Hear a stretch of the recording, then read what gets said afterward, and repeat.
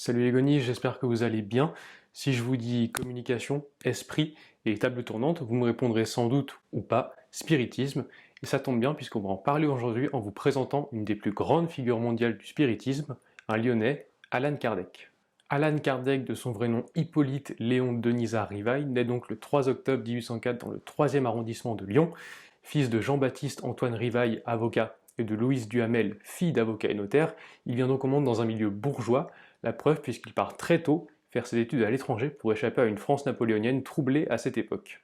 Allan Kardec voyage donc jusqu'en Suisse, où il devient interne au château d'Yverdon. Avec ses camarades venus de l'Europe, il apprend à parler plusieurs langues, citons entre autres l'anglais, l'allemand ou le néerlandais. Mais sa scolarité est surtout marquée par une rencontre, celle avec le pédagogue Johann Heinrich Pestalozzi, pionnier suisse de la pédagogie moderne.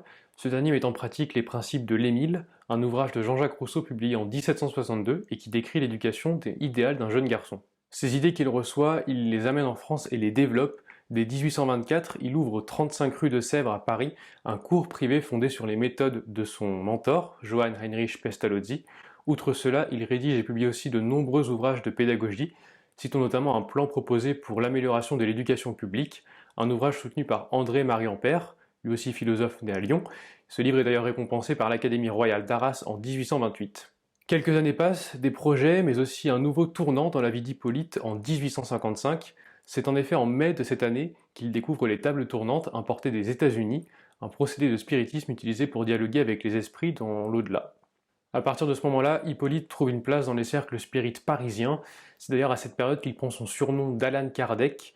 Il pense que ce dernier correspond à celui qu'il portait lors d'une vie antérieure durant laquelle il était druide. La preuve que le spiritisme joue sur lui, donc, il est aussi convaincu de converser pendant plusieurs années avec des esprits par le biais de différents médiums. Toutes ces expériences lui permettent de tirer de nombreuses choses qu'il exprime comme une doctrine. Selon lui, le spiritisme est une doctrine fondée sur l'existence, la manifestation, l'enseignement d'esprits possédant des lois morales et reposant sur une échelle spirit. Il couche d'ailleurs tout cela sur du papier dans différents livres, citons le livre des esprits en 1857, puis 4 ans plus tard, le livre des médiums en 1861. Il publie en tout 5 ouvrages fondamentaux du spiritisme. À sa mort en 1869, il est inhumé au cimetière du Père-Lachaise. Il laisse de nombreux écrits et une œuvre non achevée, mais qui est poursuivie par différents philosophes ou essayistes spirites, comme Léon Denis ou Gabriel Delanne. Mais il laisse aussi et surtout un immense héritage.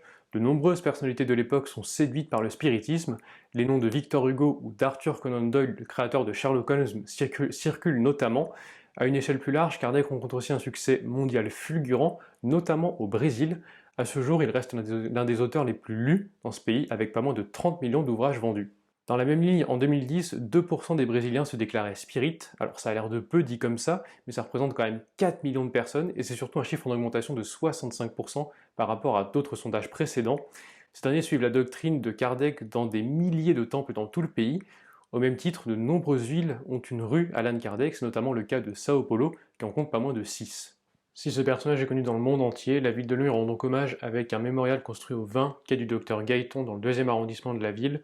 Les spirites du Brésil ont par ailleurs offert le médaillon de cette stèle qui pèse pas moins de 20 kg en bronze, de quoi prouver leur attachement à cette figure de leur doctrine qui reste assez discrète à Lyon.